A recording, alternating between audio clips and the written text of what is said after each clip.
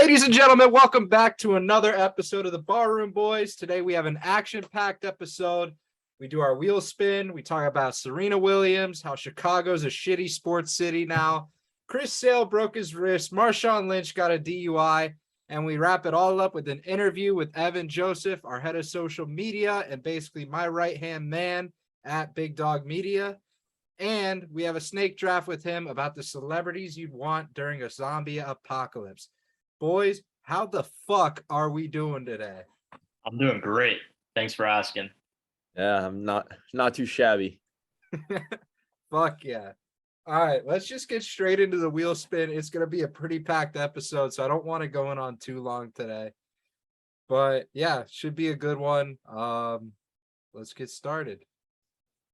So, We getting started. Name first and then challenge. Yeah, so let's spin it. Please don't be me. Please don't be me. Please don't be me. Please don't be me. Attaboy. All right. Let's see what happens. Let's go. Any last words? What one do you not want? I don't want to jinx myself, so just spin the goddamn wheel. Come on, baby. There's got to be something good here. Oh my God, let's go. Shout out to Nick Lipinski. Let me pull up the message right now. Bro, that's awful. From Nick Lipinski at 1:32 p.m. today. I would pay money to see Beeve down a gallon of milk and then have to record a pod. Right there. Unbelievable. Is it even humanly possible to drink a gallon of milk? No, you're going to throw up, but it's going to be fucking incredible to watch. I don't even like milk that much. And you're going to be doing in Let me just Colorado. put that out of the way. I'm the type of guy that doesn't even like to drink the milk in my own cereal bowl. I pick out the cereal. Oh my God, bro. Yeah, this is Tough, man. And Well, guys, I'll also Friday's episode is going to be off to a hot start. Friday's episode is going to be absolutely incredible. I can already tell. Hey, at least I'll have a scenic mountain background while I'm chugging that milk. So yes, Yeah. you will. All right, so let's hop into. God, I can't believe that just happened. All right, let's hop into it. So Gary did his zucchini video that we kind of pressured him into. Now that's starting his kind of content where he wants to be doing daily holiday videos. So keep a lookout for that. He's also officially our social media guy. So be sure to shout him out in any content that we post on our channels. Just be like, hey, Gary, like, you fucking suck. Or, hey, Gary, you didn't do that bad this time. Whatever you want to say, I don't really care. Go ahead and say it. Also, big news. Instagram finally sent me the goddamn code to potentially get the original Instagram account back. So stay tuned for that. There'll be an update on all of our social media, what we decide to do. We'll keep you posted when it comes. But that's kind of the upkeep for this episode, just so you guys are like, So let's get into kind of the big sports stories from today. Serena Williams, her career allegedly is starting to wind down. She wants to focus on family life. How do we feel about that? I mean, go ahead, Howard. I mean, it makes sense. She's kind of getting older for a tennis player of her caliber, even though she's still one of the best in the world and draws the most attention to women's tennis. She basically, I think, undoubtedly is the GOAT of women's tennis. I don't think anyone would disagree with me there. She's had a great career, won a lot of trophies, a lot of hardware. So yeah, I guess that it's time for her to settle down, which I totally understand. Wants to move on to the next phase of her life. So I wish her the best. Yeah, no, obviously Serena Williams has already cemented herself as the GOAT of tennis. But it's just a tough predicament that female athletes face. Yeah. Juggling a career and all the accolades that come along with it, or a family life, and stepping away from the game that you competed for your whole life.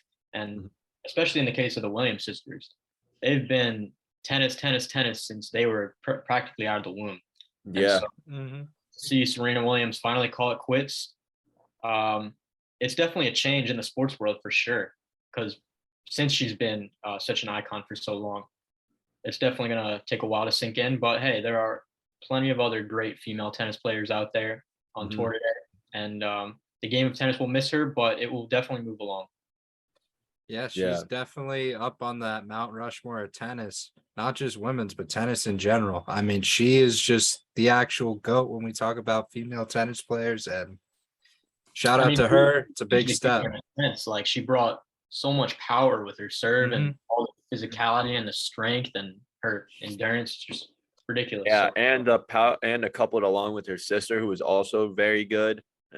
Up there, probably top 5. It was just fun to watch. It made me want to watch sport or tennis when I was a little kid. And she's not only just the GOAT in tennis, but she's definitely one of the most influential women in sports, just in general. 100%. Like, done a lot, not only for the game of tennis, but a lot for paving the way for other athletes to move forward and step out and have a chance. So, yeah, and she also had Will Smith play her movie dad. The night that he smacked Chris Rock in the face, and then later accepted his award for Best Oscar. Shout out to him. Shout out Will Smith. That's so funny. Luckily, he came out with that like sorry ass apology video. Yeah. Oh, bro, that was so dumb. Just trying to get his career back. Yeah. He was like, yeah, I reached out to Chris Rock about apologizing, and then there was like a statement from Chris Rock. He's like, nah, that's not true at all. Like, yeah. I just can't wait to hear whatever Chris Rock has to say, because he's been quiet for a long time. You know, he's been brewing up in the lab thinking of something hilarious. Oh, bro's gonna come in with some banger jokes about it. I already know. I mean, it's hurt Will Smith's reputation and his career. I mean, he hasn't been in anything since, or you haven't really heard of him since the infamous slap. Well, I mean, that same night he also won Best Oscar or Best Actor Oscar. So that's pretty much the highest award you can win. So he was kicked out of the academy for like the next couple of years, right? Yeah, I think like the next, I want to say like 10. I could be wrong. I don't quote me on that, but I could be wrong. They just don't want crazy. Yeah. I don't know how we're gonna transition here, but Chicago's a shitty sports town. Straight up. That's just the headline we have. Yeah. Chicago is an absolute joke. The Bears are getting rid of Raekwon Smith. Or I guess Raekwon Smith wants to leave the Bears because the Bears don't value him. He's pretty much their best fucking player. So this is a ridiculous headline out of the Bears, especially this early in the season. On top of that, the Cubs lose every single goddamn game. And the Blackhawks are letting Patrick Kane test free agency. There's just a whole lot of shit going down in Chicago. I'm personally thinking that they're basically the equivalent of the 2010s Cleveland. You know, just an absolute abysmal sports city. And a special shout out from Nick Lipinski to Mr. Tom Ricketts. He said, fuck you. So if that doesn't tell you anything about the current climate of Chicago sports, I don't know what else will. Yeah, it's kind of crazy because you think about the Bears and their history in the sport of football. They've always had like a solid defense, when it was Mike Ditka coaching them, to Brian Urlacher, to even Khalil Mack and Roquan Smith. And now that a lot of their defense is left and just gone and trade elsewhere or free agency, Roquan Smith is by far the best player on that team. And it's crazy that, I mean, I get it from his side if he's unhappy there and he's on a shitty team. So I mean, who would be happy? They're so fucking bad. Apparently they were just giving him like take it or leave it offers that were not even on par with the average linebacker salary. Yeah, and he's a top linebacker in the league, even though he's getting kind of old. But still, it's kind of crazy that their captain is just like, he just won't. He wants to leave. He's not even that old. He was their first round pick like 4 years ago. So I mean, he's realistically in the prime of his career. Yeah. Bro, I feel bad. I feel bad for Chicago sports fans, bro. They're just getting dragged through the mud at this point. They didn't do anything wrong. Yeah, I mean, historically, I guess going back to like the last 5-10 years, I mean, the Bulls had a pretty good season for what they were. They had some key highlights. They have a decent team around DeMar uh, Vucevic and Zach LaVine and Lonzo. But I mean, they're not going to win a championship with that roster. I'll tell you that much. So that's why I said they just, were like the 2010s Cleveland, where like the Cavs were good. So that's kind of why I put it like that. Yeah. So, and baseball, I mean, I don't Cubs even know. just suck, bro. That's all you need to know. How about the White Sox? I mean, they're all right, but like they're not gonna make the World Series. Yeah, exactly. Unless you're Barack Obama or Kanye West. Yeah, it's just an abysmal time to be a Chicago fan. Well, hey, sports happens in funny ways sometimes, often happens in cycles. So who knows? In 10, 15 years, Chicago could be elite at all three sports, and we'll be looking like idiots. But that's probably not going to happen for a while. So hang on, buddy. Maybe by the time you're 30, you'll get another playoff appearance out of the Cubbies. Yeah. Yeah, just unfortunate time. Speaking of things that are unfortunate, we move over to Boston, where we just have the series of unfortunate events known as Mr. Chris Sale. Now, for those who don't know, Chris Sale was signed on a massive deal to the Red Sox when he came over from the White Sox. He was an absolute beast of a pitcher, but he's just been getting injury after injury every single year. He just randomly broke his thumb when a pitch was hit straight back at him, so he was on the IL. He was rehabbing and then hopped on a bike ride and ended up getting into an accident and fracturing his wrist, so now he's missing the rest of the year. So I mean, it's like I'm a Yankee fan. Even I'm like, damn, bro. Like I feel for you. Like this sucks. Like, I mean, it's just something that you hate to see. You don't want to wish anyone that many or to get injured, let alone that many. And Chris Sale used to be an elite pitcher when he was on the White Sox. Like the fact that I even knew of him before coming to the Red Sox says something about how good he was. And it's just like I get why the Red Sox signed him. He had all the talent in the world. He was not even hit his prime yet.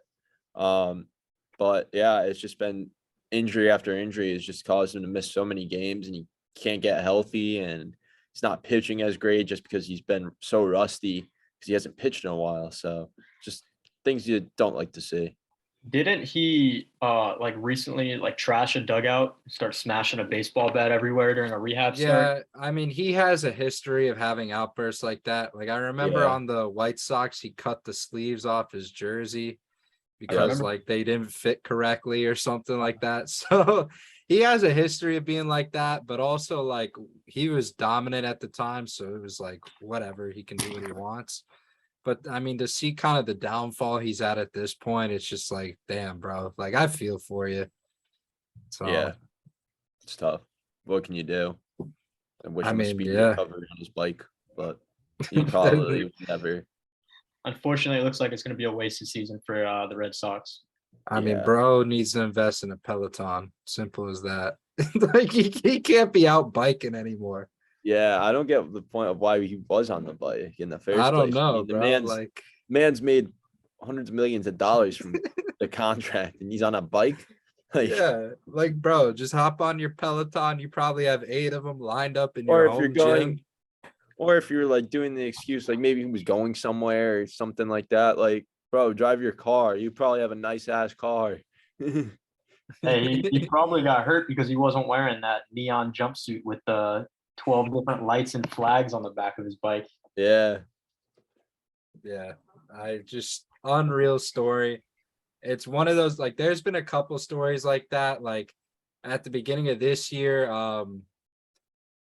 Tatis, he fell off a motorcycle, and like a couple years ago, like Yoenis Cespedes like fell off a tractor and broke both his ankles. Like just like out of baseball, there's just so much random shit that happens to players. Like I can't believe it half the time, but it's a ridiculous situation right now. Yeah, it was getting that alert, seeing that alert pop up on my phone while I was at work today was just like kind of like the things where it was like I saw it and like it just saw the headline and I'm like, all right, look away, and I'm like, wait a second, did I just say what I think it said? And I look at it, I'm like, what the fuck? Yeah, bro. It's crazy. Another crazy story that popped up today that Beeve kind of ran by us this morning. Mr. Marshawn Lynch. He got arrested for a DUI and took the most legendary mugshot I have seen in my entire life. Look at this man, bro. This man is straight off the Zaza. He had 83 beers. He is gone. He's not Deleted. Look at this, bro. Oh my God. He's got 3/4 of an eye open total between both of them. Yeah. And it's funny too, because 24 hours ago, Seattle revealed him as that he's been hired as the special correspondent for the team for the season, like producing creative content for a number of different projects. 24 hours after that, Seattle gets a phone call at 7:30 this morning saying that, yeah, the guy you just hired, Marshawn Lynch, who's an all-pro, yeah, he's in jail now. And the car that he was in, it was a black Mustang. I don't know if you can pull up a picture of it, Mondo, but it had like 2 flat tires and the wheel was missing on one of them. Yeah. Is that one on the middle right or middle? Yeah. That's not it. That's definitely not. I don't know, but it's the one that was 1 hour ago. What? Yeah, the one top right. Yeah. Yeah. No wheel on the front left tire, busted rim. That is unreal. Yeah. He's not I saw a meme that said like Marshawn Lynch got arrested in Vegas, and then I swiped right and it was hours after of signing with the Raiders. I mean, bro looks like how I am when I wake up to take a piss at like 5 a.m. Like that's the exact pace I have on.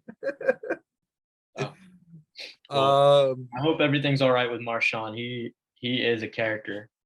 You just had too many lace Skittles, bro. Man was too many straight droopy there. I mean, this definitely affects his legacy of not being picked on my team for the ideal zombie apocalypse draft. I mean, if he's that much of a head case, I don't want. Not a good look. Not a good look for the roster. Even though Beach would be a tank. Beeve, let's send it over to you because I know you have a golf story, and then we'll hop into this interview. So, as the resident golf reporter, news today broke that there's a federal court and a federal court judge ruled against 3 LIV players who are currently suing the PGA Tour for basically on antitrust grounds, saying the PGA Tour is a monopoly and they're using anti-competitive practices against LIV. Basically, the judge said, nope, these players, they knew what they were getting into. They signed huge contracts, and basically they cannot come and play in the FedEx Cup playoffs this week, which they were previously qualified. But since they had deferred to LIV Golf, that is no longer the case. Also revealed today, which is pretty interesting, is a plaintiff's lawyer, one of the LIV Golf lawyers, probably accidentally, I don't know if he intentionally meant to do this, but he revealed how some of the LIV players were paid, which is not what we initially thought. Basically, some of the players have their tournament winnings deducted from their upfront payment. So, for example, if they gave Dustin Johnson $100 million and he made $4 million at his first LIV Golf event, the $100 million is basically in advance, so he would only be able to earn $96 million of that. And basically, the $100 million contract means that he needs to make $100 million on the LIV Golf Tour before he makes additional money. So it really gives no incentive for guys to compete if they're already getting, all this huge money up front. It's probably going to take a while to earn that type of money in regular individual event earnings. So yeah, in the first lawsuit of LIV Golf versus PGA Tour, it is currently PGA Tour 1, LIV Golf 0. Although there are reports that Cam Smith, Open Championship winner, number 2 player in the world, is going to the LIV Golf Tour after the FedEx Cup. They interviewed him today, and he said no comment. So that means he's going. Wow, that's crazy. Yeah. I mean, PGA Tour is looking a little rough right now, huh?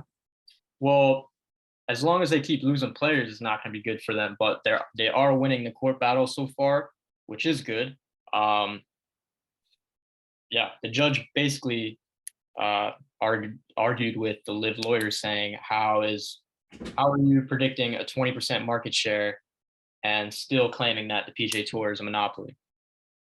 So it's going to be interesting to see how this all pans out over the next couple months. Live, they said that they've given the max amount number of contracts. They're not going to sign any more players unless obviously it's like a big name that they'll obviously kick somebody else off for. But yeah, it's going to be very, very interesting these next couple months, especially after the end of the playoffs in a few weeks. The President's Cup, which is USA versus international players. So far, there are about, I'd say, 10 players that are on Live Tour that typically play in the President's Cup, whether for the international team or the US team, that are currently banned from playing. So that field is going to look a lot different. Yeah. And yeah, golf is just in a weird place right now. Very, very weird place. Unprecedented. I mean, could they play for the Saudi international team? I don't think there is a Saudi international team. Yeah, President's Cup isn't President's Cup just England versus like Europe or Well, Europe the versus US? President's Cup is, well, the Ryder Cup is the Oh, that's big right. is US Yeah. versus Europe. The That's President's Cup is USA versus, they call it international. It's basically like the rest of the world minus Europe. So Australia, South Africa, the Asian countries. Those are Hey, keep your eyes out for the Big Dog Media Cup, PGA Tour versus Live Tour. I almost So said we Live should Plus. send Gary to the next Live event. It's in Boston. Yeah, we should, bro. Gary's like our man on the street type person. I love it. But yeah, keep an eye out for that. It's definitely not in the works, but I don't know. Maybe I'll try and get something done. We'll see. But yeah, that would honestly be so much fun to watch. Like, I feel like that would be the biggest golf event we've seen numbers wise in years. Yeah. So Yeah, that needs to happen. yeah. Speaking of golf, also, B, what are your thoughts on Sir Nick Faldo? Oh yeah. So Sir Nick Faldo, great commentator, great player. He said a little crazy stuff on the air sometimes, but him alongside Jim Nantz, they were a great combo for CBS for many, many years. It's going to be a little weird not hearing his voice, but I mean, he's only one voice out of the 5, 6, 7 guys that we're used to hearing every week. So it won't be too big of a change. I think they're bringing in Trevor Immelman, who is a former Masters champ, and he's been doing TV for a while. He's got a really nice, soothing South African voice, so he'll fit right in. So, Nice. all right, Yeah, but Nick Faldo will be missed, but yeah, the quote that he gave on his last tour event, like on his last time on the call this weekend, was kind of cool, where he was a little sentimental, crying a little bit, but he said, I'm an only child, but I found 3 brothers because of the sport. So that was kind of cool. He's had a great career. He's world number 1. He won, I think, 6 majors and did like 20 years of TV. And he's also knighted by the Queen. So what a life. Damn. Yeah, that's hype. Yeah. All right. You guys want to bring Smeej on? Yeah, let's do it. Yeah. All right. And we're going to head right into the interview with Smeej. All right. We would now like to welcome on very special guest and great friend of the program, Mr. Evan Smeej Joseph, head of social media, my right-hand guy at Big Dog Media, and a potential future co-host of a new project we have in the works. Stay tuned for that. Yeah. Smeej, welcome on, buddy. How does it feel to finally be on the Barroom Boys podcast? Bro, it feels amazing. I've watched every episode. I've edited every episode. It feels so good to be on before Gary. But yeah, I mean, I've been behind the scenes for the most part right now, just making sure all the clips get uploaded and making sure that you guys have content to watch and be entertained by. So I feel very happy to be on, right now. Love to hear it. Hell yeah. Yeah, we have a bunch of good topics to talk about, mainly NBA. We have a couple other ones that you could, give your thoughts on, but Cool. I guess let's kind of get right into it. So one of the big things you and I were talking about today is kind of like NBA news, more specifically, kind of the KD saga that's been going on in Brooklyn, especially with like, Ben Simmons now. So what are your like big thoughts on that? Dude, I don't know where the Nets heads are at, honestly. Because I mean, I'm sure you guys saw the information yesterday where KD kind of gave them an ultimatum, say, look, you fire your GM and head coach Steve Nash and I think Bob Marks, or I'm out. So of course, what does their governor Joe Tsai say? He says, I'm sticking with my front office and my head coach, which is, why are you doing that? You have arguably the best player in the world and you're willing to just give him up for, a subpar GM and head coach. I mean, GM's been making moves past couple of years. Didn't KD request Steve Nash? Like I mean, when he first came. I think he What did. the fuck is that? So, I don't clearly know. something that we don't know about must have happened, like off the court, or his just relationship on the court wasn't as good. Maybe KD was unhappy just about the whole team situation with that he wanted to play with Kyrie and Harden, and then Harden left and Kyrie can only play so many games because of his COVID vaccination stance, and then the whole Ben Simmons saga and him. Biggest fish in the NBA.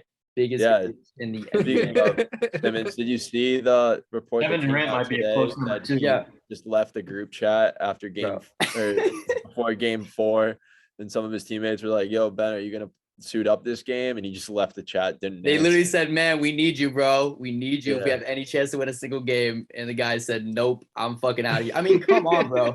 You haven't played a single game of basketball in over a fucking year, and that's how you respond to your teammates who are, trying to help you and really want you to play, a playoff game that I'm sure you've been feeding for since the last game you played, Game 7 versus the Hawks of 2020, where you passed up a wide open fucking dunk to pass it to, Thibault. There's got to be a great screenshot out there somewhere on KD's phone or something that just says Ben Simmons has left the chat. Apparently KD texting in that chat after, he's like, "This is what I signed up for, ... This is who I'm playing with. Fuck him."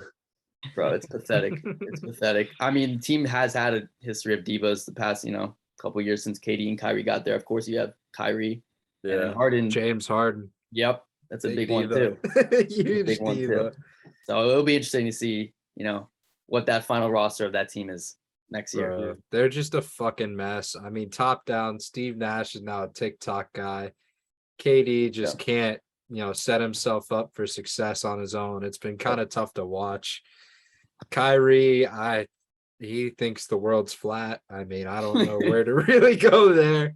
And then Ben Simmons just a pussy. Kyrie. Yeah. Well, so where do you think KD is gonna end up? What do you think? It's tough to say right now. Obviously, I'm gunning for him to come to my Heat. Depends what we're gonna give up though. But I mean, from around the NBA, there's a couple of teams that really have the assets to give up for Kevin Durant. The Toronto Raptors being one of them. I know they have a buttload of picks to give up. And I heard your Boston Celtics are in the mix too. But you'd be willing to give up JB. So I know a lot of Boston fans have kind of been treating JB like shit this past year, which I don't know. I don't get. I don't know why. I think arguably he's kind of better than Tatum when it comes to clutch game scenarios. But what are your thoughts on that? Because would you be willing to give up JB for generational talent and Kevin Durant, or would you rather stick to where you have now? Yeah. So for starters, I'm a big Jaylen Brown fan. Right. I think that he got a little over criticized in the playoffs just because his ball handling wasn't the best. He turned the ball over a lot, especially in the finals. But in terms of him getting shipped off for KD, because Boston's already said Tatum's untouchable, so they're gonna have to give up Jaylen Brown. My biggest thing is it depends. I would love KD to be a Boston Celtic, but it depends on who we also have to give up and how much we have to give up, because it's not just going to be a straight up trade for Jaylen Brown. That would be ridiculous. So depending. I've heard a lot of picks. I've heard Smart being involved. I've heard a couple other players, Derek White being involved in the trade. Just rumors. So it kind of just depends on what's the price that we're gonna have to pay to get him, and is it worth it for us right now and also in the long run? Because if we give up a bunch of young guys, like Jaylen Brown is only like will be his 6th year in the NBA. He's still relatively young. Damn. So KD's kind of been a veteran. He's been in the league since 2007, 2008. So he's kind of still like one of the best players in the league, if not the best player in the league right now. But still, like, his career will be finished a lot quicker than Jaylen Brown's will. So we'll see. Would you take Ben Simmons in any package alongside Hell with no. Do you feel like Kyrie and kind of other players in the league have been in KD's ear being like, the Celtics are kind of assholes and like their fan base is racist as hell and shit like that? Like, you think that's kind of been part of that too? Yeah, I definitely think. I mean, KD was a Warrior before he was Brooklyn Net. So definitely talking probably to some of them just in terms of like all the rumors and stuff about going to Boston, like, hey, Draymond Green, just the fuck Draymond chants constantly in the finals. Like, yeah, I mean, KD would be cool, bro. His wife and kids were there. That was not cool. Yeah, I know. But I mean, hey, we just love to compete and win. I mean, especially myself, I could say I'm pretty fortunate to be a Boston sports fan. And I don't know. I think 17 banners is enough. I think your lifetime agree. 6 Super Bowl rings. Yeah. I would be fine if the city that's- of Boston doesn't win a championship for another 30 years, because I think that's fair for You don't need the Kevin rest Durant. of the rest of the sports world. What was that? They swept Brooklyn. Why would they need Kevin Durant? Yeah, that's my other point. Like, if we made it to the finals without him with the team that we currently have right now, then if we get KD, I think we'd win the finals. I mean, to be fair, KD does have a track record of doing that, beef. He went to the Warriors after the Thunder got smoked by them. Yeah. So I wouldn't really be shocked by that. I would love him to come to Yeah. the Heat. That's just me. I'm a big Heat fan, but It's only fitting where the guy wants out and he puts his 2 final trade destinations as the 2 top seeds in the East and West, respectively. Yeah. I mean, come on, bro. This guy's such a fucking ring chaser. I mean, he's definitely going to a contender. Ideally, he'd like to go to a contender, but I don't think the Nets are ready to just ship him off, to They're some gonna want contender. a boatload of players, a boatload of picks. I think that's why this is taking so long. Yeah. And it's been kind of frustrating, honestly, because I think the entire world wants to see where KD's gonna play next year. So also, I just feel like the market for trading right now is super inflated. Like, there are some players getting traded right now who like aren't worth what they're getting traded for. Gobert. So they're probably like, most teams are probably waiting to like the market to kind of burst, cool down a little bit, so that then they can all hop in on KD. So we'll kind of see what happens with that. But I feel like that's also a main issue of why he hasn't been dealt yet. I mean, what did the Jazz get for Gobert? It was nuts. It's stupid. I think that fucked up the market 100%. Yeah. Yeah. And it's just like the market in general with all the contracts. I mean, these players are getting ridiculous sized contracts now. Yeah. So it's like tough to try to find like a trade where it's like, okay, it's feasible for both sides in terms of, okay, we're satisfied with the players and the picks that we want, but also the salary cap and the financial situation behind it. Because KD's contract is fat. So if they give up a bunch of like guys that like say don't have the like biggest contracts, it's not going to be a good financial situation for the team that's getting Durant. Yeah. So Smeej, you're obviously a huge basketball guy. Yes, sir. And we've been watching a lot of the NBA offseason. There hasn't been as much action as I thought there would be, at least up to this point. So I guess, like, if you were a betting man and you had some takes to give on who's going where this offseason, what's kind of like, who are you thinking right now? I think the Durant news really kind of set the tone for how the offseason is going to go. I think a lot of there's still a good amount of decent free agents left. Yeah. And I think teams are just waiting to see where Durant lands, Mhm. you know, to kind of grab those agents. But, you know, the NBA world got kind of shaken up too with the whole Kyrie drama earlier this summer. I Yeah. definitely think the Lakers might still make a push to reunite him with Braun. And so, you know, be on the lookout for that. But, you know, I know my team, the Miami Heat, are still trying to find a sir. four to pair along with, you know, Jimmy and Bam. So I've been, you know, refreshing Twitter every day, seeing what's going on with that. I know that there was talks we might be trading back for Jay Crowder. I'd be happy with that. I think my dream acquisition right now would be Kevin Durant, obviously, but we know wouldn't mind some, you know, lower profile guys like Montrezl Harrell. I think he's got that dog in him, you know, Collins. pair with Jimmy. So those are some of the players that I think are going to be on the move quickly, but or I guess within the next month or so. But I mean, it's kind of been a boring NBA offseason with the exception of like Durant and the Kyrie. I mean, kind of annoying. It seems like a lot of action happened on like the first couple of days of the NBA offseason, but we haven't heard That was anything. And that was it. Yeah. I I mean, mean, now the all the highlights. news is coming from the pro-am games. Yeah, I was just about to bring that up. the DeJounte Have Murray you, shit. yeah, have you been watching that with Pablo, bro? He's been going off. Bro, there was like yeah, it was like you stay humble, like young kid. Like I remember you were like the kid that I saw a couple years ago. You were so humble. And I was like, what the fuck are you talking about, bro? But I've seen some of this pro-am footage, and DeJounte's, you know, kind of appears like a total bitch. Yeah, dog, but he's balling now. He's a Like, dog. That highlight of Trey Young going through the guy's legs and then throwing it to DeJounte, who threw it off the backboard to John Collins and slammed it. Like, that's gonna be a scary sight in Atlanta. Yeah, it is. Definitely. Did you guys see the Knicks pro-am team that basically? Oh, they lost, right? Yeah. Don't talk about it. Yeah. Oh yeah. dude. Speaking of the Knicks, that's something we can get into. The whole Jalen Brunson situation. What's your take on that and that whole controversy? I mean, they overpaid for him. How much did they pay him, Beav? It 100 mil. Yeah, Why? 4 years, 100 mil. Why? And Gobert, he has like family connections to the Knicks. I mean, so does D Mitch, but he's never going there. Yeah. I mean, after the news yesterday that Brunson, Obi, and Randall forming a team in a pro-am league and they lost by like 15 points, I'm done with the Knicks. At this point, I think you almost have to feel bad for them. You know, just going off of all the shit they've had in there these past couple of years since Melo, really. All the news reports of all these like NBA stars balling out in the Drew League, all these pro-am leagues. Yeah. Knicks 3 players go over, lose by 15. Yeah, I mean, it's tough. I think just seeing how Knicks fans treated Trey Young, they don't deserve shit in the near future. You know, spitting on him, you know, all the antics they pulled on his ass last year.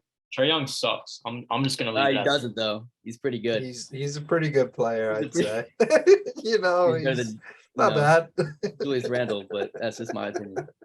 Yeah. He's better than everyone on that roster, but you know, Exactly. we don't get into that. No. He's not better than RJ Barrett. All right, come on, Beef. Like, there's got to be a brain up there, right?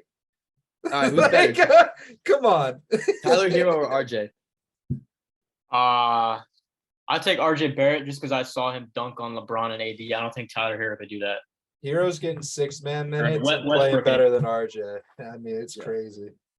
Tyler Hero's got that award on his belt. I don't know what RJ. Yeah, but I think he's someone that could potentially leave this offseason if he still comes off the bench again for the Heat. Yeah, he's getting pissed about that. He's unhappy about his minutes. I mean, he should be a starter realistically. They should start him over Strue. I think within the next year or so maybe, but I know he's voiced that to plenty of reporters over the past couple months how he's longed to be a starter since he was drafted, but the Heat really have not given him that chance, and when they have, he hasn't really performed as he has, you know, when he's coming off the bench. Yeah, that's definitely something to keep an eye out, you know, on. You know, he might be voicing his opinions against the Heat coaching staff and front office. I wouldn't be shocked if that happens for sure. Yeah, he could also be part of that package if we were to trade for KD, and that would be the best for everyone, honestly. Bam might be going too if we're trying to get KD. I saw a scenario where we trade away Bam and get Ben Simmons and KD, and I don't know how I feel. I'd rather just not get KD if that means I get Ben Simmons. Exactly. Like straight up. Exactly. All right, Smeej, kind of going away from kind of veterans of the league. I want to talk about rookies with you and kind of your take on what you've seen so far through the summer league and everything, but kind of give us your early prediction on who do you think is going to be the rookie of the year, and also who do you think is going to be the most like overrated rookie? I think overrated. For starters, probably Chet. He's got the length for sure. He's got the height. But when he's getting posted up by Joel Embiid or Anthony Davis, I don't know how well he's going to fare, honestly. Those are some big boys, and he's kind of built like a stick, kind of like me, honestly. Yeah, he's gonna fall down like you and him have very similar energy. I swear. And I don't think it would end well for me if I'm getting posted up by like Jokic. Jokic and we'll Steven see Adams, though. I mean, there's a guy coming in next year named Victor Wembanyama who's kind of built like him, but I mean, 7'3" guy. He's French, right? He's got I think I've talked about him with you, Beav. This guy I think is the best prospect I've ever seen in my life. So definitely keep an eye out for him. Like Luka with an extra 6 inches. Dude, it's insane. Like go on YouTube. Like Giannis's body frame, but Luka shot. His highlight reel is unfucking real. But in terms of who I think is really gonna make an appearance in the NBA and really shine this year, as far as rookies go, is I think Jabari Smith. Just seeing him play in Auburn last year, what he did to the Gators, that was one game that stands out. Seeing how he just dominated that game single-handedly. He's on the Rockets right now, and I don't really know. They've got Jalen Green, and they've got Kevin Porter Jr., who are good side pieces, for him to really flourish down there in Houston. I think that core is a really up and coming core. I would. They also have the center guy too, Sengun, I think. Okay, yeah. Alperoon, I think his first name is. Oh yeah. Yeah. But I think he's really going to have an opportunity to flourish down there in Houston. The way I've just seen that guy take over games is unrivaled, I think, compared to his class, like he did at Auburn last year. So that's my early prediction, but obviously that could change easily when the NBA season starts. So, I feel like you could also throw up Jaden Ivey, Johnny Davis as two other guys who could potentially sign like big this year. 100%. I didn't know Johnny Davis was a real player until the actual draft night. I thought he was just an actor in the top. Dude, I did too. He's a dog, bro. You played at Wisconsin. I remember being at my friend's house who's a Wisconsin fan, and the Taco Bell commercial came on, and he was like, "Oh man, I'm gonna miss Johnny Davis being on Wisconsin." I'm like, dude, what the hell are you talking about? Like, that's the Taco Bell guy. He's like, bro, you're stupid. So I had to go back and look at his highlights from last year. I'm like, oh shit, this guy's actually pretty good. Yeah, it's like bro. a generic name though. It's like if he looks like a my player. Yeah, it sounds like an NPC name. Yeah, it does. Yeah. So Smeej, obviously we just talked about the rookies. Who are kind of your veteran players to watch this year? Maybe people that are going to improve, or who's like your sleeper for an MVP? Kind of who are you thinking that's going to make a big impact? I think big impact for sure. I've been saying this for years that he's gonna make a burst for the MVP title. This pick is going to Damian Lillard. I mean, we all know he's got the dog in him, for sure. And I don't really know what other players are on Portland right now that can make it. I guess, I'm not sure that can really make an impact as loud as he does. I think his season next year is really going to mirror Russell Westbrook's MVP season. Like he had in, I believe, 2017, where he's just kind of the lone wolf on the roster that can really make an impact and just dominate the game, like Westbrook did a couple years back. So definitely would not surprise me if he makes an MVP run this year. And of course, Giannis will be back as good as ever, unfortunately for the Heat. And don't sleep on the Sixers too. I think Embiid is going to get a lot better with Tucker around him for sure. I think they could definitely make a push for the title this year, unfortunately. So I would definitely say though, Dame, that's my prediction right now. Is that Dame is going to make shockwaves. Especially because he was basically out all year. Right. He's coming back with vengeance right now, I think. Yeah, well, for Dame to win MVP, realistically, Portland's gonna have to be a top seed in the West. Yeah. I mean, That's not necessarily. I think Westbrook won it. I don't think they were all that good. I just They were like a 7th or 8th yeah. seed, I right? they were just I mean, that man Yeah, was but just that was different because he had like 40 triple doubles, and that's Yeah. not Dame's game really. I mean, But I think yeah. I think that Damian Lillard can have an MVP season as long as Portland has a great season, playoff worthy season. It can certainly happen. Who knows? Yeah, I'd like to see them back in the mix.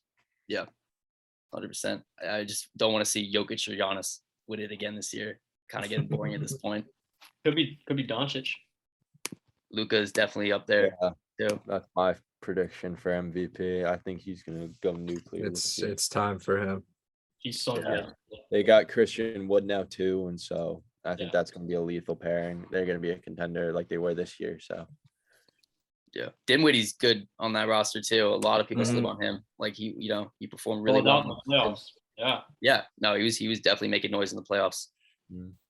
yeah, he's gonna definitely start now because of Brunson. So yeah, and don't sleep on Kawhi either. He's coming back too. He's missed the entire year, so I feel like a lot of people, kind of forget his impact on the game. So that's definitely something to look out for as the season starts soon. So way too early finals matchup. Who you got? Damn. It's tough. I think I really do think the Sixers are going to make a push to win the East. And then, I think Harden's coming back, kind of getting familiarized with the role he has in Philly. I think Embiid's going to have another MVP-like season. And I think they've got some more tough players on the roster, which Embiid kind of, wanted with PGA Tucker. And in the West, shit. I'll probably go with I'm gonna go with Golden State again. I don't see anyone beating them in the West. Maybe the Clippers, but I don't think the Lakers are doing shit this year. I really don't. Low-key think a dark horse team could be the Timberwolves as a team that's like a 6 seed that can make a run. Made some moves this offseason. Anthony Edwards is poised for a breakout year this season. Yeah. You got two absolute units down low. Yeah. Right, hey man, he did really well in the new Sandler movie too. So he did, bro. I'm giving props to that shit. Yeah. How was that? I've been meaning to watch. It's that. good. It's so fucking good. It's Bo good. Cruz. Yeah. Bo fucking Cruz. Legend. Yeah. Didn't he get cut the other day or something like that? He He got did. picked up. He got picked up. He got cut earlier in the year. He got though. cut. He got cut earlier than Toronto. That's hype. Yeah. I know his brother Willie Hernan Gomez played Play for the Knicks. Yeah. Yeah. All right. Let's kind of steer away from the NBA real quick. Big news came out from Roger Goodell himself today saying Deshaun Watson deserves a full year punishment. What's kind of your view on that? And then we'll kind of get into the Dolphins because I know you're a big Fins fan. Yeah. I mean, fuck Deshaun Watson. Hell yeah, he should deserve a full year punishment. I mean, the guy assaulted how many fucking women? But yeah, I mean, I remember you saying it a couple episodes back, the fact that this man only got 6.5 game suspension is absolutely pathetic. It's an embarrassment to the league for sure. Yeah, and it's definitely should be longer. I know who's gonna have the final say on that in the appeals. Is it Goodell or Goodell? No. I thought it was, isn't it the judge rules initially, the NFL can appeal it, and then Roger Goodell comes in with the overriding decision, like behind the scenes, but really he had like appointed someone, but it's actually I think him. Yeah, I think you're right. So if he's saying that it's going to be a full year, then it's probably going to be a full year, which should still be longer. I think it should be longer as well, but it's at least a lot better than the 6-game suspension. Yeah. And Cleveland could go 1-16 this year. I hope the Browns ride out the whole year with Jacoby Brissett. Fuck that dude. He sucked last year on the Fins. I mean, hey, we love Jacoby Brissett on this. Yeah, we do. Hey, he's from Dwyer, bro. Represent. Oh shit! All right, that's my dog I'll right put some there. respect on him then. Okay, never mind. Dog. Gator, goddammit. What? I said he's a Florida Gator. He's an NC State Wolfpack though. He transferred out like after a year, didn't he? Yeah. We still call Cam Newton a Gator though. It's all right. Yeah. We do. I'm gonna hug my laptop extra tight after that one. Yeah, I guess I know you're a huge Dolphins fan, and you've definitely had some comments to me behind the scenes. Yeah. Now's the time. Now you just get to air it out to everyone. So what are your thoughts on what went down with the Dolphins? I mean, it's a dream off season for us. I really do think so. Adding Tyreek Hill, obviously. Mhm. Our defense is there. Just added Melvin Ingram on the edge, which was a huge acquisition for us. But I think like every Dolphins fan admits, whether they want to or not, this whole year is going to ride on the guy under center.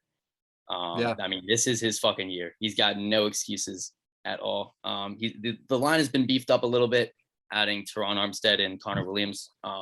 Not entirely sure if it's there yet, because we still got a lot of the young guys on the line that still need to grow and still need to improve. But I mean, look, dude, like if Tua doesn't perform this year, if he doesn't have a stellar season or a borderline all pro or Pro Bowl season, he's gone.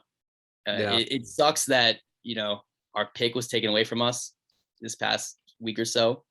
So we can't trade up or trade with another team to get a good quarterback, whether that's in the draft or in the offseason. But I mean, this is Tua's year, bro. I really do think that he's going to have a great year. I mean, how can he not? Tyreek Hill's there. Got Jalen Waddle, Cedric Wilson, Gesicki's still there. And then you got some speedsters in the backfield with Mostert and Edmonds, to name a few. Gaskin's still there too. So I mean, Michelle. Yeah. Michelle. Yep. I mean, the pieces are all there. I love our head coach too, Mike McDaniel. I think he's an offensive mastermind. I think a lot of people are going to be impressed with his play calls. Because look, I mean, the head coaches that we've had in the past, Flores and his coaching staff, didn't let the dude throw for more than 3 yards. I mean, you've watched the Dolphins game. It was pathetic. It was frustrating. And all the reports I've been reading in training camp is that they're really letting Tua sling the ball. So I think with that deep ball presence, he's going to thrive this year, especially with Tyreek and Waddle by his side. I mean, granted, it is practice, it is the preseason and all, but this man's been throwing dots in these reps so far over, all pro players and like a defense that leads the NFL in takeaways. So yeah, don't overlook Tua this year. Like he could definitely ball. I don't know. We got some doubters on this call. I know we do. It's just a matter of putting all the pieces together. I'm looking at you, Ryan Hotska. I see you. Yeah, I mean, I'm a Pats fan. I mean, historically, just lefties in the NFL have not been it in the past couple of years, and really until Mike Vick. I mean, Tua's kind of unproven yet. I mean, now he's got Waddle and Tyreek Hill, which is arguably a top duo in the league. So we'll see. Yeah, we will definitely see. I think that's got to be one of, if not the fastest receiver duo ever. I mean, I can't think of a faster duo than that. So, and you pair that with the backfield speed. I mean, our weapons are definitely the fastest in the NFL. So if Tua can't find it this year, yeah, he's done. But he's done. I'm really looking forward to this year as a Finns fan. Fingers crossed, bro. Yes, sir. Here's my one question to the Dolphins fans, because this kind of is interesting just because of the amount of running backs and quality running backs that you have in your room. I personally don't think that there will be enough room on the roster to keep all 4 of them. So hypothetically, if you have Chase Edmonds, Raheem Mostert, Gaskin, and Michelle, what do you think the order is going to be in terms of like who, like start one, the second guy off the bench, the third guy? If you had to cut one, who would you cut? This could be for both you and Mondo too. Probably Gaskin, right? I'd cut Michelle, honestly. I think it's tossed between them two.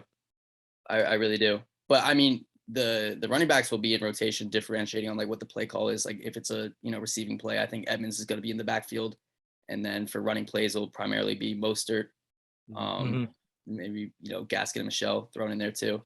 Yeah, I can kind of see him keeping Michelle personally, just because I think he's more bulky than Gaskin.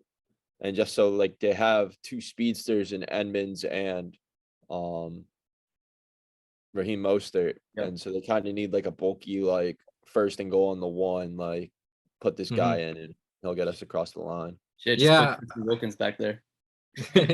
Yeah, I mean, like Smeej said, it's definitely a toss up. Regardless, you're looking at who's going to be the third string guy. At the end of the day, it's your Mike Tolbert, right? He's the guy that's going to come in and vulture a carry at the one. Yeah. Man, the guy's But fat. what's nice is, our 1 and 2 in Raheem and Chase Edmonds, they're going to spread the offense beautifully, which is something that I can't wait to see. Oh, yeah. So, I mean, your entire team could basically be running backs. Maybe Oh, besides yeah. Higbee. I mean, Yeah. throw Tyreek Hill, Waddle back there. I mean, you every look day at- I'm just very thankful we don't have Daniel Jones as our quarterback. Yeah, bro. These videos that have come out about Daniel Jones lately. Whew, Beeve, I'm sorry, bro. What are your takes on that, Beef? It's all hearsay until Yeah. we see the product on the field. It's all hearsay until product it's on the actually in field. front of you as a video. Hold Yeah. on. I Look, think you we talk about sent out. speedsters. The Giants got some speedsters too. They got Kadarius Toney. They got Yeah. Ondale Kadarius. Robinson out of Kentucky, who balled out in the SEC. Yeah. I gotta Kentucky find had a this great year tweet. last year. Let's not forget. Daniel Jones got some more protection up front. They're not going to be Bro. Dolphins level, but Okay. they can Smeesh, go 500. I have a clip that I need you to react to. Please give me your thoughts on the following. Okay, this clip is from like last year. It's from over a year ago. Now, if you notice, I'll give you a quick breakdown. So their receivers are dressed in blue. And where this ball goes, there's the blue. There's the blue. Oh, I know this There's clip. the blue. And here's the guy that catches the ball. So Somebody ran the wrong route. Yeah. I mean, I get running the wrong route, but I mean, did he close his eyes on the pass? Yeah. I mean, we'll see how he does. I mean, we got Giants Pats this Thursday, 2 days. So he'll probably start to get some first team reps. Like he'll probably play like a series or two, as I'm sure like Mac Jones will and the Patriots starters. So see how he does. I mean, it's also preseason, so I mean he's not gonna go 100%, and because he's kind of a scrambler as well. So Yep. We shall. it'd be interesting to see him if he gets a couple reps on Thursday to see how he does against someone else's defense rather than the defense that he sees every day during practice. Yeah. Mhm. Oh, definitely. Just like Tua, this is Daniel Jones' make or break year. Yeah, man. He doesn't I mean, perform, he's gone. They're very similar in terms of the pressure that's on them. I feel like, both don't perform. They're fucked. And you know what? The Giants can see another quarterback that looks like Eli Manning and give him a test run for the next 3 years. What's wrong with Eli Manning? Nothing's wrong with Eli Manning. I'm saying you want your quarterback to look and act like Eli Manning. I don't know about look, but Maybe not look. he's Maybe not a handsome man. I think sometimes Peyton it's Manning football, looks over sometimes- Eli. No Lamar Jackson for the Giants. Yeah, I mean, have the Giants ever had a black quarterback? I don't think so. Maybe it'd be good for them, honestly. I don't know. Probably Switcheroo. in the shitter for so long, they need to make some changes. Bro, you won the Super Bowl like 10 years ago. It's not being the shitter for. We are in the shitter for a long time. Yeah. Okay. Y'all are. Enough. Here we go. Fins up, baby. Fins the Fins fuck up. up. It's our Yes, sir. year. Undefeated, coming in hot.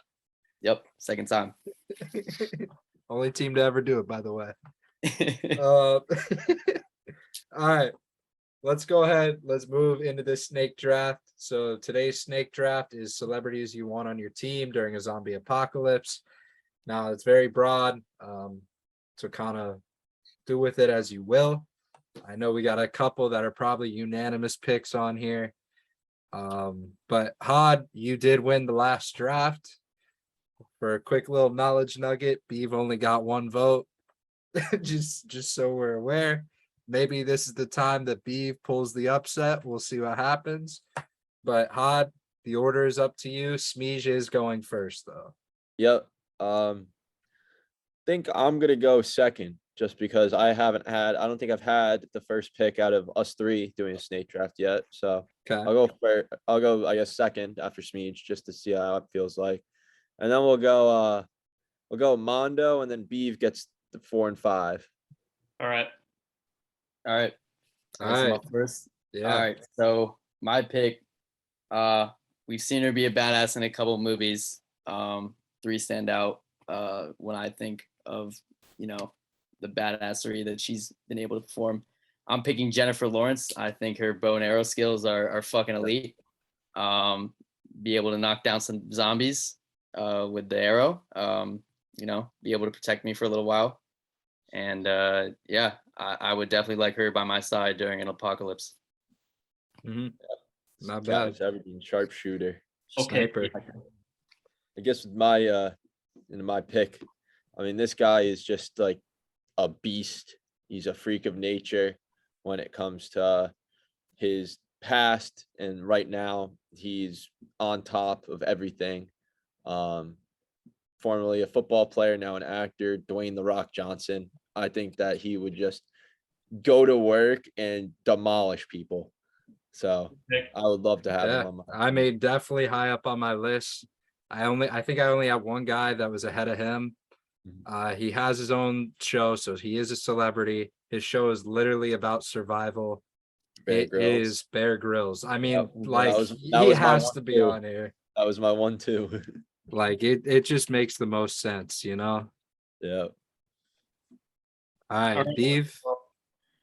My first pick in the ideal zombie apocalypse roster is going to be someone who has tangible experience with killing zombies already. He's done it on film, on record. In the movie Zombieland, that would be Woody Harrelson. Get him Yeah. on the team. I've already seen what he could do. I want him on my roster. We will take down some zombies for sure. Next pick. My next pick, in my ideal zombie apocalypse roster, this guy is another absolute badass. I would feel so safe with him. The stories he would tell, the things he can do. This man has captured over 10,000 fugitives, accordingly. Apparently, I'm going with Dog the Bounty Hunter. It's a great pick.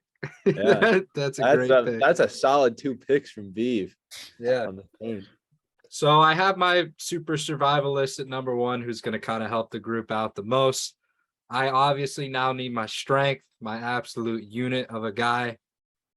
There's one man whose strength stands out to me more than the rest. I mean, he's a celebrity. He's been on a TV show that's very well known.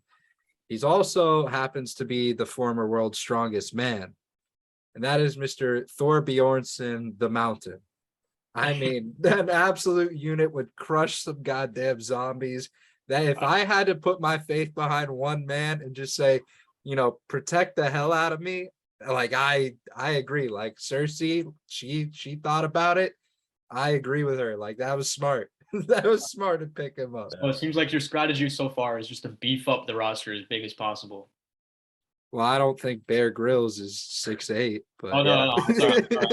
I thought you had I think that's kind of my strategy as I get into my next pick. I mean, I'm going with my draft. I'm kind of going with my first 2 picks as people that are just absolute units and are just going to do work.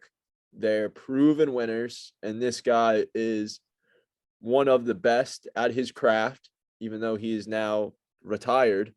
But how can you not take the guy that wrestled a bear and won? Khabib Nurmagomedov is my next pick. That's a great pick. Can't go wrong with the man who mauled him there. Him and The Rock, like I could just stand there and do jack shit, and they will get everything done. I thought you were going to say Leo DiCaprio. Yeah. All right, am I up? You are. All right, so I mean, if zombies are coming towards me, I'm gonna need a big body to protect me. I'm gonna need a shield, a human shield around me. Someone I can just shove in the way, so I won't get eaten alive. I'm choosing Rick Ross. I think that man's build is giant. So I think I have some protection there because your sacrificial lamb. Exactly. I'm fucked otherwise. So he's got to be my pick. Nice. You got another one. That's true. All right. So, during the zombie apocalypse, it can get pretty stressful. I'm gonna need, some people around me that are pretty calm. And I think one guy's voice comes to mind, when in terms of, trying to soothe and trying to make sure that everyone's relaxed and calm and focused. I'm going with Morgan Freeman, bro. Don't say that. That's a terrible pick. Why not? Morgan Freeman Why gonna do fucking I something? was saying as soon, just in my head, I knew it was gonna be Morgan. Yeah, dude. He's years gotta, old. dude, if someone's gonna tell me what to fucking do, it's gotta be him, bro. His voice is loved by so many people. I don't know how you could say I fuck mean, Morgan even in Freeman. his prime, he wasn't like known to be like a stone cold assassin or killer. But No, but he's like the guide. He's like, all right, man, you got not. He's not in this voice, but he's like, you he's got to like do the this. narrator. Yeah, exactly. Alright. I would feel a little bit more relaxed if Morgan Freeman was telling me That's what I'm what to do in saying. the apocalypse. Yeah. But other than that, he offers no value. All right. I go out relaxed. That's fine. So my next pick, I kind of want to hear Bruman and EJ's thoughts just before this. So Manu and I were talking before you guys hopped on. Are we doing celebrities, obviously that are alive is the requirements, but can we put them back to their prime if they're old now, or is it just how they are like right now? Because that determines the weight of my next. I'd say, well, I was gonna go off of Smeej's point with Morgan Freeman, but even if he was younger, it wouldn't make much of a difference. Just pick them at any point in their life. That's fine. Okay, And you have to specify too, like, oh, they're in their prime. You can do that too. Yep. Okay. My next pick, again, going with the theme of just absolute workhorses, the king of kung fu, Jackie Chan in his prime. That's a good one. Him, Khabib, and The Rock. I don't see a single zombie surviving that trio. Yeah, I mean, that's a great pick. However, you did let, the man's man, the absolute unit of karate. Oh yeah. I mean, absolute just ass kicker himself, Chuck Norris, just fall right into my hands. I mean, if you look at kind of what he'll do and he'll bring to the table, that man's leading the charge into the zombies. He's gonna fuck every single one of them up, and no one's gonna stop him. He is unreal. I mean, he was literally right underneath Jackie Chan on my list. So. Yeah. All right, Beav, All you're right. up. So Jackie Chan, Chuck Norris, obviously prime picks. But Morgan I'd Freeman. argue that this person in his prime would absolutely destroy Jackie Chan and Chuck Norris and whatever the fuck they do. Any type of combat. I'm going with Bo Jackson. Mhm. That man, his quads are the size of my waist. He also shot and killed a bear with And a pistol. he's also nasty at archery, which is something Mhm. that probably is his biggest hobby today. Very overlooked. So give me Bo Jackson and we'll run it. So this is prime Bo Jackson, right? Oh, Yeah. no. Because Bo Jackson now is kind of made of glass, so I don't know. If he's made of glass now, he could still shoot the bow and arrow pretty good. Yeah. So, and then with my next pick, I'm going to go with 50 Cent. And my reasoning behind this is he can sustain damage. 50 Cent has many men that wish death upon him. So here's the only issue that I kind of have with that pick. I get that you like the damage factor, but if you get bit by a zombie, you turn into a zombie. So if he takes one bite, it's over. Okay, and then you have to damage him. He was shot 9 times once and he survived. I think he could take a zombie bite. Well, I don't think a zombie's wielding a Glock. It's carrying a disease. Okay. I like the pick. It's not a bad pick, but yeah, 50 Cent. I don't want any problems with him. I don't know about you guys. Mm-hmm. I think it's better than side. I'm looking at kind of my roster right now, and I definitely need some more size. I also need someone, who's good with machinery, who can also wield weapons, who's kind of your all-around superstar. He's been in several movies, a very successful franchise. That is Vin Diesel. That man will help us get out of any zombie issue, any survival problem. Like, he's whipping the car around, he'll find a way. He's a great at making plans and stuff. So I think Vin Diesel would be a really safe lock for a roster. That's a great pick. It's a great pick. So going with my next pick, this is kind of just a different powerhouse to my team. I already have 3 absolute workhorses on the front lines, but this guy is kind of would be on like the back end, just like also doing work, but in a different way. He's not the best when it comes to martial arts and trying to kill zombies, but he's quite possibly the biggest innovator on the planet. I'm going with Elon Musk, because that man could like build a bunker, or he has some sort of technology that could just like send us to a different planet. And just he's got the flamethrower. That would definitely work on zombies. Exactly. That he could just fly us to space potentially, and we'd survive. Like, it's ideal to have him there and just his brain power behind the scenes. Yeah. So while Jackie Chan and Khabib and The Rock are outside, me and him are just going to work on technology shit. All right, but what if the zombies are on other planets? Well, we'll just keep traveling. We'll have a rocket ship, so we could just live in there. Fair. All right, so with my pick, you guys are talking about badasses. You guys are talking about innovators, but I think, when you're dealing with a zombie apocalypse, you got to have a doctor by your side. So that kind of transitions to my pick, which is Ken Jeong. Mm-hmm. We all know him from The Hangover, really funny guy. But a lot of people don't know he's actually a doctor in real life. He's a smart motherfucker. So if someone goes down, I'm not necessarily talking about a zombie bite, because you might be fucked with that. But if someone goes down in some capacity, he'll be there to heal them. I think that's my guy. I just watched B find out that Ken Jeong was a doctor. I knew. The face you just made, you look shook. No, I thought of a good pick for my next pick. That's okay. What. All right. Yeah, Smeej, you're up for your final pick. Okay. All right. So this is my final pick. This is a movie we've definitely seen this summer. I mean, if you haven't, what are you doing? But I'm going with the main actor in that movie, Tom Cruise. We saw what he did in Top Gun, being able to fly those planes, navigate them around.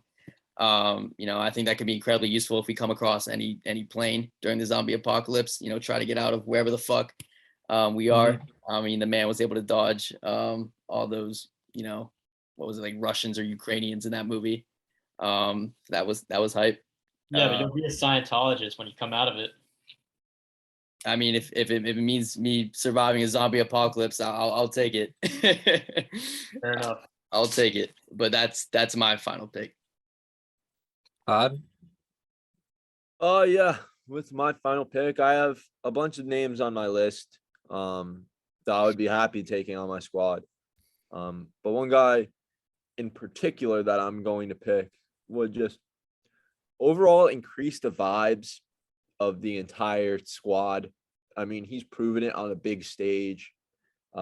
He's a very funny guy, also does work when he has to, and will somehow stupidly come up with an idea that will somehow turn into a genius one. He already pairs well with one other team member. My last pick is Kevin Hart. Funny guy. He's also jacked too. He's proven himself on the big stage with The Rock going to battle. So I think I like that partnership. And he also would just keep the vibes high. The size doesn't help though. That's the only thing. Size doesn't help, but when you have The Rock and Khabib and Jackie Chan protecting him, I think he'll be okay. Fair. Yeah, so I'm going to wrap up my draft. So this guy, he's a certified genius. He's an absolute badass, kicks ass. He's also pretty funny. If you watch his movies, like he does have some comedy. He's also British, which means he's an absolute savage and doesn't give a fuck. He pairs well with my most recent pick. I mean, he's a perfect all-around player, and that's Jason Statham. He's an absolute beast on the big screen. If you think of action movies, you definitely like his name definitely comes to mind. He's practiced mixed martial arts. He's unreal at driving. I think he has his pilot's license. I'm not sure though.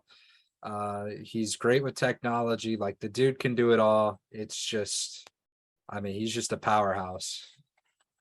So, All right. Well, I think throughout this draft, you guys have been forgetting a key component of survival in a zombie apocalypse, and that is food.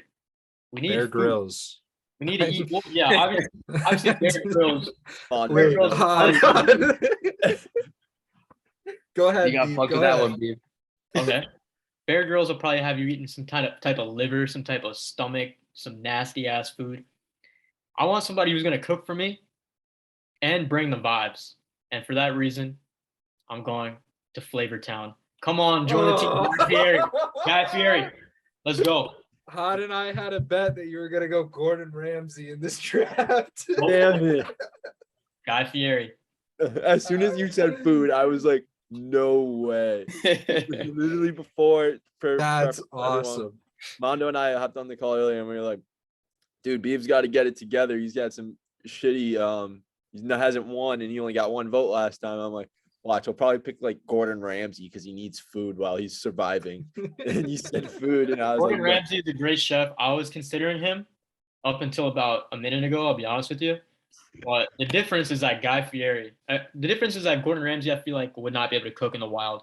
Guy Fieri is American. I don't need a Brit on my roster. I need stars and stripes. And it'd also be funny Wait. though if you had Gordon Ramsay and you just like he kills a zombie and he's like fucking donut. Okay, yeah, but also, like, you think Gordon Ramsay and Dog the Bounty Hunter can relate on anything? Yeah, Yeah. making his zombie Wellington, bro. Like Yeah. he's gonna be out there chefing. Beef, what do you got to say to our British viewers, bro? That was a smack in the face. Fuck them. 1776, bitches. Hey, it's all right, British viewers, because we all know Beef lost the draft, so you don't have to take it out on him any harder. It's okay. Right. I'd like to actually make an honorary pick. I'm Hold gonna on, go let me go yeah. through all the teams, and then we'll get into honorable mentions. All right. I got a few too. So Alrighty. EJ, you took Jennifer Lawrence, Rick Ross, Morgan Freeman, Ken Jeong, Tom Cruise. Hod, you took The Rock, Khabib, Jackie Chan, Elon Musk, Kevin Hart.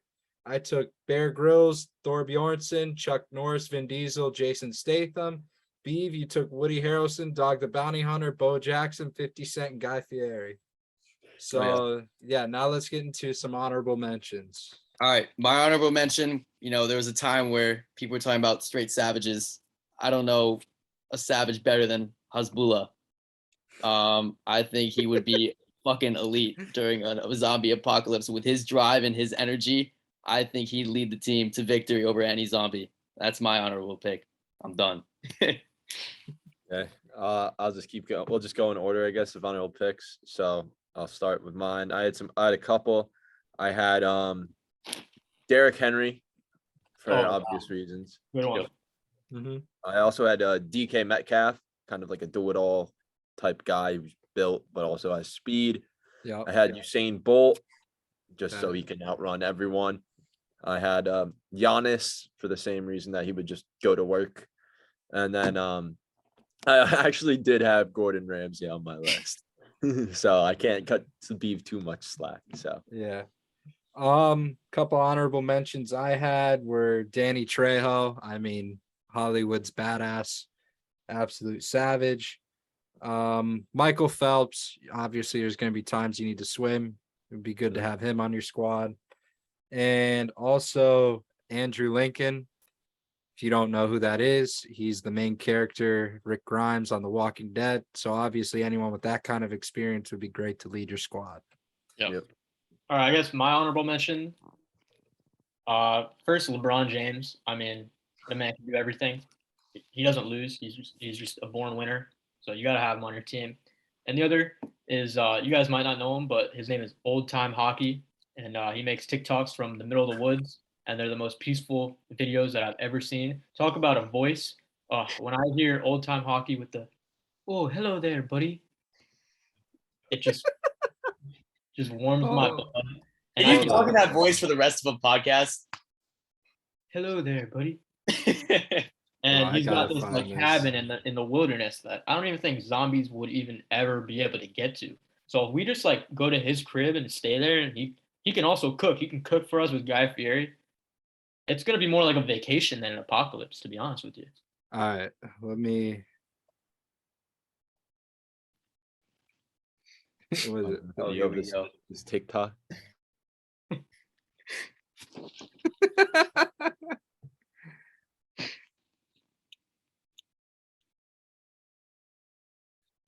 We got volume.